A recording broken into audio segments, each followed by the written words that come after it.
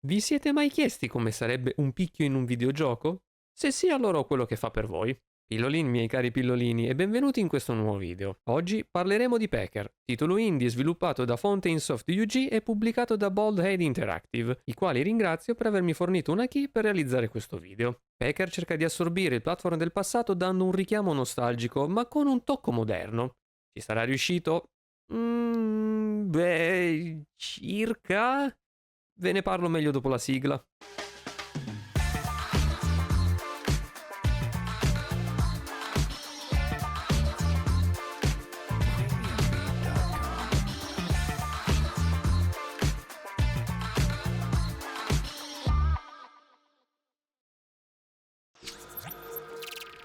Packer è un platform 3D combat-based open map sviluppato da Fountainsoft UG, un team tedesco composto da un singolo sviluppatore, Kai Fontaine. Fontaine? Purtroppo non conoscendo il tedesco avrò sicuramente sbagliato la pronuncia e di questo me ne scuso. Se conoscessi la lingua ti chiederei gentilmente di correggermi nei commenti. Esso trae ispirazione da grandi capisaldi del passato del genere, come Mario 64, Banjo-Tooie, Ty the Tasmanian Tiger e Ratchet Clank, giusto per citarne un paio. Una grande responsabilità, insomma. Le premesse di trama sono molto semplici. Una sostanza misteriosa e pericolosa chiamata Blubber sta infestando il regno, corrompendone gli animali e la flora. Packer, il nostro protagonista, diventa il nuovo eroe che dovrà salvare il regno, essendo lui immune al Blubber. Per farlo dovrà collezionare vari frutti d'oro, utili alla causa. Una volta usciti dal nostro ovetto e raggiunto il mercante, colui che dovrebbe essere la nostra guida, può cominciare la nostra avventura. E purtroppo la trama finisce qui. Nonostante l'incipit semplice, ma che potrebbe aprire ad un racconto simpatico, non avremo null'altro. Solo un paio di apparizioni sporadiche del mercante. Non ci sarà un approfondimento di come Packer riuscirà a capire la fonte di questo blubber, chi l'abbia realizzato e perché e da cosa sia composto. Purtroppo non ci sarà proprio niente. Ciò che dovrai fare è raccogliere i frutti d'oro e basta. Questo è il livello finale. Che gran peccato. Passando invece al comparto grafico e all'art direction, Packer ha un colpo d'occhio davvero niente male. Il buon Kai ha davvero spinto al limite Unity, il motore grafico del gioco, con texture ed effetti particellari ben definiti. Forse fin troppo. Anche il nostro Packer è realizzato molto bene e riesce a dare perfettamente l'idea di essere un tenero pulcino di picchio munito di un'arma letale. Allo stesso modo anche il mercante e i cinghiali, uno dei due nemici nel gioco. In generale si nota una cura quasi maniacale nel voler rendere bello da vedere questo gioco. Purtroppo questo però porta con sé anche delle lacune più o meno importanti, come ad esempio il design un po' plasticoso dei cavalieri, oppure una cascata di monete d'oro, buttata un po' a casaccio, in grado di polverizzare il framerate, e di cui la realizzazione lascia un po' a desiderare, ed altre cose che vedremo tra poco. Passando al level design, esso è molto altalenante. Questo perché ha un'ottima partenza con livelli ben ispirati e semplici, ottimi per introdurre il giocatore o la giocatrice alle meccaniche di gioco, ma che man mano che si procede nei livelli diventano fin troppo semplicistici e in cui diventano sempre più evidenti delle scelte di design un po' infelici. Purtroppo ciò che manca è una coerenza di design e questo tocca moltissimi elementi, anche molto importanti. Se dapprima avremo livelli vari con posizionamenti studiati della maggior parte degli elementi e nella progressione del livello, arriveremo a livelli fin troppo scarni o troppo brevi, con anche elementi discordanti tra loro. Due esempi peculiari che voglio portarti sono il livello del vulcano e quello della cittadina dentro le mura del castello. Nel primo caso avremo una distesa enorme di una singola texture di roccia vulcanica, con qualche buco di lava sparso qua e là, con, oltre alle classiche piattaforme di legno dove Packer si può attaccare, anche dei funghi luminosi, che fungono da bumper o piattaforme di rimbalzo, che possono spingere Packer in una direzione per raggiungere piattaforme più alte o distanti. Questo è un buon esempio di discordanza. È vero che non siamo in un contesto realistico, ma quando si utilizzano elementi o contesti realistici, allora bisogna fare attenzione a non incappare in qualche svista come questa. Se siamo in un vulcano, non è una buona idea inserire un fungo, poiché i funghi non crescono certo vicino alla lava o con temperature così alte.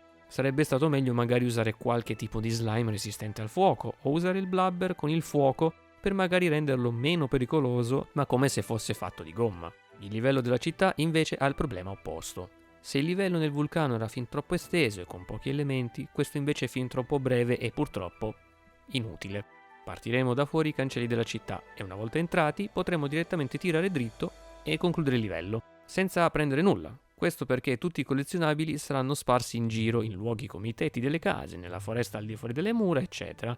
Ma si possono bellamente bypassare senza che il gioco mi interrompa e mi inviti a prenderli per aprire i cancelli del castello. Per coerenza di design non intendo solo questi esempi che ti ho posto, ma anche di altre cose come il prima citato posizionamento degli elementi nei livelli, il senso di progressione che si danno ed il ritmo. Purtroppo Packer ha delle forti lacune anche in questo. All'interno del gioco vi saranno 4 tipi di collezionabili: le monete d'argento e d'oro, le lettere che compongono la parola Packer e delle tavolette d'oro. Ne esisterebbe un quinto, ma sono semplicemente le aree segrete nascoste nei vari livelli, perciò lo conterei come bonus. Le prime saranno utili per acquistare dei potenziamenti per Packer, i quali vedremo nella sezione gameplay, mentre le lettere fungeranno anche da checkpoint. I restanti fungono da effettivi collezionabili. Fin qui sembra andare tutto bene, ma il problema è che sono inutili. La formula dei platform ci ha ampiamente abituati ad inserire dei collezionabili, ma essi avevano sempre uno scopo, che esso sia di sbloccare uno o più finali segreti, degli artwork o filmati del gioco, o addirittura uno o più livelli extra a cui accedere. Insomma, c'è sempre uno scopo. Purtroppo lo stesso non vale per Packer. Qui raccogliere i collezionabili è utile solo per sbloccare gli achievement di Steam e nient'altro. Ti cito questi perché sono la cosa per cui si può chiudere un occhio, ma sul senso di progressione le cose si fanno più serie. Per progressione si intende sia la man mano crescente complessità dei vari livelli presenti, i quali richiederanno al giocatore o alla giocatrice di aver masterato le meccaniche presenti nel gioco, sia un senso di avvicinamento all'obiettivo che il gioco stesso pone. Questo si lega indissolubilmente con il level design e l'art direction. Ti prendo l'esempio del primo Crash Bandicoot. Lì il senso di progressione viene denominato sì dai livelli di difficoltà e lunghezza crescenti, ma anche dai vari cambi di biomi. Partiremo dalla selvaggia e incontaminata Insanity Beach, fino ad arrivare alla tecnologia, alle fabbriche che producono inquinamento e al laboratorio di Cortex. Ciò ci rende comprensibile il fatto che ci stiamo avvicinando sempre più al nostro obiettivo, il castello di Cortex. Migliorato anche dagli scorci di alcuni livelli, dove il castello diventa man mano più grande e visibile sullo sfondo. Il tutto viene completato da una mappa tridimensionale che mostra questo stacco di biomi e come l'operato di Cortex sia una minaccia. Tornando a Packer, tutto questo è mancante. Partendo dalla progressione dei livelli, capiterà spesso che si vada in confusione sul dove andare. In questo caso ci sono più cose da valutare. La prima cosa è la troppa apertura delle mappe. Come detto in apertura, il gioco è un open map, un tipo che si ispira molto a Banjo-Tooie, dove la linearità del primo capitolo aveva fatto spazio a livelli più grandi, esplorabili ed interconnessi. Nel caso di Banjo, però, i collezionabili ed alcune sfide, da dover superare anche mediante l'utilizzo di personaggi o abilità da sbloccare, creavano diversità nella formula. In Packer, purtroppo, non è così. Qui gli ampi spazi non sono stati gestiti al meglio. Il primo grande problema è l'assenza di bound, ovvero i limiti di mappa, e questo è un grande problema. Mi è capitato spesso di uscire fuori dalla mappa senza troppi problemi, nei livelli in cui c'è il terreno e nulla di sospeso, e ciò diventa un problema perché i fuorimappa dei livelli sono vasti, troppo vasti, e tutti perfettamente renderizzati dal motore di gioco. È un problema sia per questioni di performance, perché renderizzare anche porzioni inutilizzate ha un peso specifico, ma anche perché è possibile bellamente saltare enormi porzioni di livello ed arrivare direttamente alla fine. Ecco, ora comprendi meglio perché sia un problema. Nei primi livelli ciò che puoi esplorare è ben poco e questo riesce a mitigare questa importante svista, ma man mano che procederemo diventeranno sempre più vasti e la cosa diventerà un serio problema. Ma poniamo che io decida di seguire fedelmente il livello senza cercare di andare oltre. Le cose miglioreranno, no? No, non migliorano. Questo perché il gioco non presenta delle guide visive per aiutare il giocatore o la giocatrice a capire dove andare. Anche in questo caso non nei primi livelli, ma dalla metà del gioco in poi. Ti spiego meglio cosa intendo per guide. Solitamente il giocatore o la giocatrice vengono guidati dagli sviluppatori tramite il piazzamento di collezionabili semplici in fila o di modo che indichino una direzione, attirando la nostra attenzione. In Packer purtroppo il posizionamento delle monete d'argento non segue questo schema e fungono più da contorno per acquistare potenziamenti, ma dovrai capire tu dove andare. Questo viene aggravato dal posizionamento delle lettere checkpoint, talvolta in posizioni troppo vicine ed altre volte troppo lontane tra loro, il quale incentiva il senso di smarrimento e la possibilità di saltare l'ordine. Anche in questo caso ti porto un esempio. Nel livello del deserto mi è capitato di aver trovato la lettera P, ma di essere successivamente giunto alla K, semplicemente andando dritto. Se avessi voluto trovare le altre lettere avrei dovuto seguire un percorso circolare pensato dallo sviluppatore, ma che semplicemente mi allungava la strada da fare. Questo diventa un grosso problema perché, come detto prima, le lettere fungono anche da checkpoint e se tra una lettera e l'altra passa un po' di tempo e dovessi perdere un cuoricino ed essere teletrasportato all'ultima lettera trovata, diventa irrimediabilmente frustrante. Oltre a tutto ciò mancano anche un senso di profondità del livello e un senso di sfida. Nel primo caso solitamente si inserisce un fondale statico o animato per far sì che si accorci il limite della mappa giocabile, con tutto il fuori, dando una sensazione di immersione maggiore e nascondendo così anche i limiti, grazie alla famosa nebbia utilizzata. Pecker pecca anche qui di questo elemento ed il risultato è un fondale completamente vuoto, con un cielo infinito, ma vuoto, e che i livelli è come se fossero fluttuanti. Ed alcuni lo sono per davvero. Anche il senso di sfida è, purtroppo, inesistente. L'assenza di reali nemici o trappole e piattaforme che costituiscano una sfida non giovano al prodotto finale. Ci verranno inizialmente presentati i cinghiali ed i cavalieri come nemici, ma il problema è che saranno in piccole quantità ed in 3 soli livelli, non costituendo affatto un pericolo. Pericoli che purtroppo sono assenti anche nel level design dei livelli, i quali si completeranno senza troppa difficoltà. In generale lo sviluppatore si è concentrato moltissimo sui primi livelli, ma man mano diventa sempre più evidente una sensazione di fretta di concludere il gioco per farlo uscire dalla sua early access e rilasciarlo con l'aggiornamento 1.0. E questo si traduce in livelli in cui non vi sono motivazioni per arrivare da un punto A a un punto B, se non per continuare il gioco. E dopo aver definito approfonditamente la parte del level design e dell'art direction, direi che è arrivato il momento di parlare del gameplay di questo gioco. Essendo un platform, il tuo compito sarà quello di superare i vari livelli facendo attenzione agli ostacoli e passando mediante piattaforme di vario genere. La meccanica peculiare di questo Pecker è il becco del nostro pulcino. Esso sarà infatti in grado di allungarsi e ciò gli sarà utile per potersi attaccare alle superfici in legno e di usarlo per balzare in altezza o lunghezza, o di usarlo come spada contro gli avversari. Questa è finalmente una menzione positiva. Ho apprezzato molto questa meccanica perché è coerente con la natura del personaggio, ma anche perché è realizzata davvero bene ed è divertente. Il feeling dello spostarsi tra piattaforme attaccato con il becco è veramente soddisfacente e soprattutto intuitivo, con un prompt assolutamente non invasivo ma che ti dice chiaramente dove arriverai con il tuo balzo. La stessa cosa non si può dire della parte combat based. Affrontare i nemici, infatti, non porterà alcun beneficio ed il feedback dei colpi è praticamente inesistente. Essi saranno come dei sacchi da box e non cercheranno di rispondere ai tuoi colpi, bensì incasseranno in un continuo hit stun fino alla loro dipartita. Se sarai il primo a colpire avrai la sicurezza di vincere qualsiasi fight. Tutto ciò va a rendere ancora più importante il discorso di prima, perché questa meccanica in questo modo risulta inefficace ed inutile, perché se posso saltare i nemici e non ci sono enigmi o ostacoli da superare, utilizzando il becco a mo' di spada, che senso ha? Personalmente non sono un grande fan del combat in un platform, questo perché trovo che rallenti troppo il ritmo del gioco, richiedendo dapprima movimento e velocità e dopo uno stop improvviso e marcato, oltre che sia un pretesto per nascondere un level design non proprio brillante nella maggior parte dei casi, ma questo è un mio pensiero personale. La situazione non migliora con i potenziamenti disponibili. Ne avremo di vario tipo, come la possibilità di nuotare, eseguire un wall run, non perdere i cappelli se dovessimo subire del danno, eccetera. Purtroppo tutti, escluso il nuoto, saranno inutili. Questo perché potenziamenti come il wall run non troveranno applicazioni perché i livelli non presenteranno ostacoli o sezioni per cui sia necessario l'utilizzo di questa abilità. L'unico che sarà obbligatorio per continuare sarà il nuoto. Questo inasprisce il discorso fatto in precedenza sul level design e come esso influisca sul gameplay. Purtroppo queste sono gravi lacune e in un platform queste cose si amplificano come un megafono. Per carità, è carina l'idea di poter indossare dei cappelli per abbellire il nostro Pecker e renderlo ancora più carino e buffo, oppure di creare una torre di cappelli. Però aggiungere un potenziamento che letteralmente ti permetta di non perdere il cappello se perdi un cuoricino non è proprio il massimo. Vorrei menzionare anche altri 2 elementi presenti nel gioco, ovvero la possibilità di giocare il gioco in coop locale e l'integrazione con Twitch. Seppur l'idea di poter giocare in coop sia stata una scelta che abbia molto apprezzato e che richiami a gran voce i tempi andati, dove essere una componente obbligatoria o comunque fortemente presa in considerazione, purtroppo in Pecker non trova un'applicazione effettiva.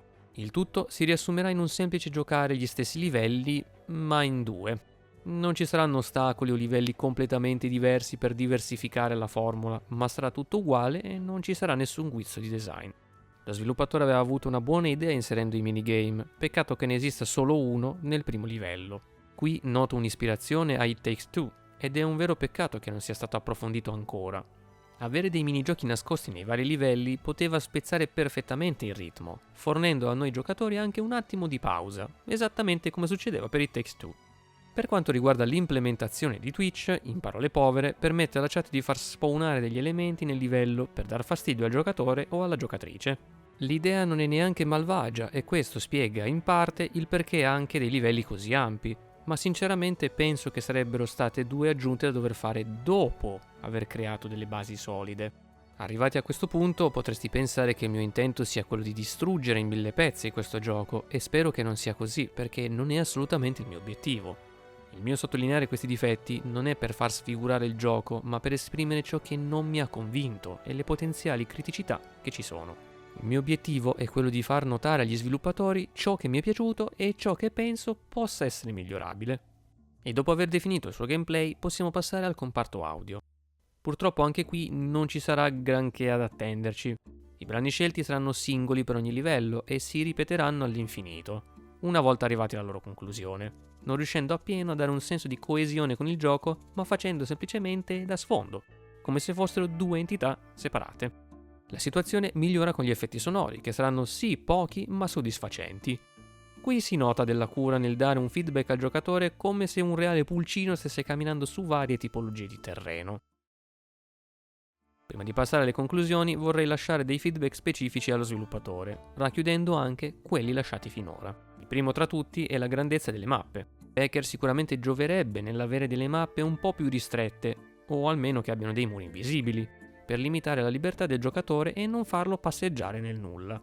Ed è proprio la libertà fornita dal giocatore il secondo feedback.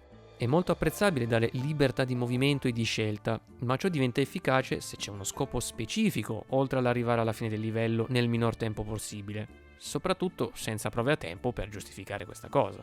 È comprensibile l'intenzione, l'idea di spingerci ad esplorare le mappe e non correre direttamente alla fine, ma quando non c'è nulla che giustifichi tale azione, ecco che una buona idea diventa una brutta idea. Il terzo feedback riguarda il feedback del combattimento. Come detto prima, esso è inesistente, poiché la sensazione che avremo sarà quella di star prendendo a pugni dei sacchi da box. Già solo implementare delle variazioni nel combattimento, come nemici armati di scudo o un minimo di strategia, migliorerebbe la situazione. Oltre a ciò, anche una maggior varietà di nemici aiuterebbe la causa. Gli unici che potremmo vedere come corrotti saranno solo i cinghiali ed i cavalieri non sappiamo il perché siano nostri antagonisti. In generale sarebbe proprio da rivedere le fondamenta del combat system. Il quarto feedback riguarda un miglioramento generale del level design e sul posizionamento degli elementi nei livelli. Qui mi sono ampiamente espresso prima, perciò non starei a ripetermi. Il quinto feedback va alla sparizione degli oggetti che si possono rompere, ovvero barili, casse, sedie e tavoli in legno. Dico ciò perché essi molte volte restano nel livello come elementi fisici dopo la loro rottura, oppure ci mettono molto tempo a sparire. Ciò significa elementi in più che il gioco deve renderizzare e tener conto, appesantendo il tutto, oltre a potenziali eventi di compenetrazione di Pecker in essi. Se potessero sparire più in fretta e potessero diventare materiali non interagibili, migliorerebbe il tutto. Il sesto feedback va alle abilità, nel wall run in specifico. Come già anticipato prima, non sarà utile per affrontare il gioco, ma soprattutto risulta essere poco intuitivo, perché Pecker ci impiegherà quasi un secondo per riconoscere che stia correndo sul muro, ed esso dura davvero troppo poco per poter permettere al giocatore di concatenarne più di una, come l'abilità stessa suggerisce. Se fosse possibile far sì che il gioco riconosca che un salto a muro sia automaticamente un wall run, migliorerebbe nettamente una meccanica che attualmente risulta essere poco pratica, oltre che poco utile. A parte per uscire fuori mappa o per saltare dalle piattaforme, salendo in punti in cui non dovremmo andare. Il settimo feedback va ad un livello in specifico, ovvero quello dello scivolo innevato nella sezione innevata della mappa. La fisica del ghiaccio qui è terribile ed è davvero troppo arduo poter controllare i movimenti di Pecker per non finire fuori. Mi è capitato molto spesso di finire fuori perché non riuscivo a rallentarlo o perché l'azione dello scivolare a destra o sinistra ci impiegava troppo tempo. Per risolvere questa situazione mi sono dovuto improvvisare speedrunner e direttamente saltare pezzi dello scivolo per atterrare in posizione dritta. Ulteriore elemento che dovrebbe essere rivisto sono gli spawn post caduta. In questo livello in specifico essi non avvengono all'ultima lettera trovata, ma direttamente all'inizio dello scivolo. Solo quando si perdono tutti i cuori, allora il gioco riconosce il checkpoint e ti fa spawnare lì. Il tutto si traduce in un'esperienza troppo frustrante che mi ha ricordato i livelli dello scivolo di Crash to Insanity. Non proprio un bel ricordo, soprattutto se volevi prendere tutte le gemme. Il penultimo feedback va proprio ai livelli in generale, ed esso è il dargli un nome. Sarebbe carino che i vari livelli avessero un nome e che esso compaia anche nella schermata di caricamento, giusto per non renderli anonimi e dargli un minimo di carattere. L'ultimo feedback è un po' più marginale e va al menu principale. Diciamo che quello presentato è un po' troppo funzionale perché avremo i nostri pulsantoni da scegliere ma con uno sfondo giallo. Forse un po' troppo piatto. Ovviamente non si pretende una cosa stratosferica, ma anche solo l'inserire un background un po' più vivo ed il cursore per selezionare con Pecker, con il becco allungato, gli darebbero un po' più di eleganza, rimanendo comunque funzionale, come è stato inteso. Ulteriore cosa da segnalare è di poterci dare la possibilità di aprire il menu di pausa anche durante la selezione del livello nella mappa. Attualmente per poter uscire dal gioco o vedere le varie opzioni si deve entrare nel livello o farlo direttamente dal menu principale e diciamo che è un po' scomodo. E dopo questi feedback direi che sia arrivato il momento delle conclusioni. Pecker è un progetto ambizioso che, sfortunatamente, non riesce a tenere il passo alle sue premesse, crollando su se stesso dalla metà di gioco in poi e avendomi lasciato una sensazione di fretta, come se, come detto prima, fosse stato concluso in fretta e furia per farlo uscire dall'early access. Nonostante le meccaniche legate a Pecker, come la scalata e l'usare il becco come leva, siano molto interessanti, non riescono a tenere il passo con il resto del gioco, che non le valorizza appieno. È un gioco divertente, ma che purtroppo soffre di gravi lacune a livello di game design, il quale mina fortemente l'esperienza finale. Il suo non riuscire a comunicare quale sia la sua direzione e scopo non aiuta la causa e si inserisce nelle lacune citate poc'anzi. Forse questa è la più importante. Non è un brutto gioco, ma purtroppo non è riuscito a darmi quel feeling nostalgico che voleva e tutti i suoi difetti schiacciano completamente il suo essere comunque divertente pad o tastiera alla mano. Sicuramente gli avrebbe giovato ancora di più se fosse stato ancora in early access, di modo da poter correggere la maggior parte dei problemi che lo affliggono. Ulteriore elemento a suo sfavore è il prezzo finale del prodotto. Non mi piace fare i conti in tasca agli altri, ma venderlo a quasi 15 euro, per quello che ha da offrire, mi sembra un po' troppo. Diciamo che a quel prezzo sta entrando in competizione con titoli come Celeste, Gli Ori, Clive Ranch ed altri platform indie e purtroppo è un confronto impietoso per Pecker. Secondo il mio pensiero sarebbe più saggio abbassare il prezzo a 10 euro totali, anche perché così facendo si allinea a titoli come Corn Kids, Kiwi 64, Cavern of Dreams, Pseudo Regalia ed altri ancora. Ci tengo a specificare una cosa che prima non avevo accennato, ovvero che questo gioco è il primo in assoluto sviluppato da Kai ed è un gioco che è in continua evoluzione, nonostante sia uscito ufficialmente. Per questo motivo è necessario avere un parametro di giudizio un po' differente dal solito. Questa volta non mi sento di consigliarti questo gioco, o almeno non allo stato attuale. Mi rammarica dirtelo perché credo nella sua redenzione. Non devo semplicemente lasciarmi guidare dai sentimenti, ma anche dalla testa, e per questo devo essere obiettivo. Pecker è attualmente disponibile per PC, tramite Steam, al costo di 14,79 €. Come ultima cosa vorrei ringraziare ancora Baldhead Interactive e Fontainesoft UG per questa opportunità.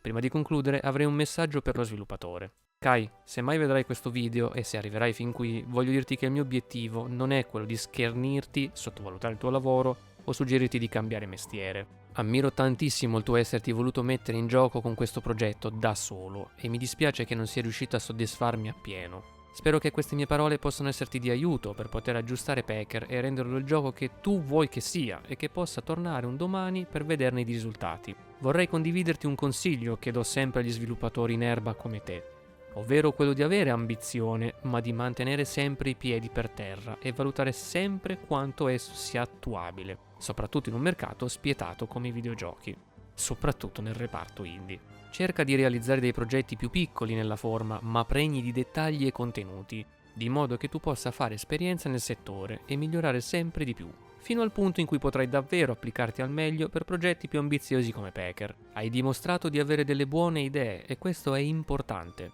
Ciò che devi affinare è il come inserirle, ma sono sicuro che tu possa farcela, perché ho visto le tue intenzioni con questo piccolo pulcino di picchio e proprio per questo ci tengo che tu abbia un feedback trasparente e diretto.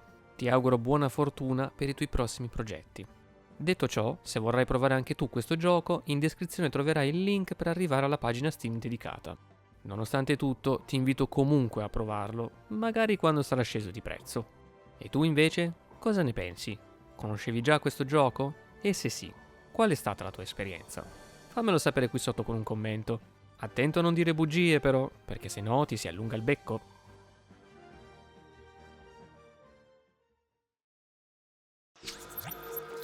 E con ciò il video si conclude qui. Spero che sia stato di tuo gradimento. Se così fosse, ti invito a lasciare un mi piace, iscriverti al canale, attivare la campanellina per essere sempre notificato o notificata sull'uscita di nuovi video e di condividerlo ai tuoi amici o ai tuoi cari. Inoltre, ti invito a passare anche dagli altri miei social per estendere gli orizzonti del canale e per sapere anche quando sono in live sul canale Viola. Trovi tutto quanto qui sotto in descrizione. Sono piccoli gesti che occupano poco tempo e che supportano il canale ed il progetto. Grazie. Detto ciò, dal vostro Pillola è tutto, ci rivediamo ad un prossimo video. Pillola out.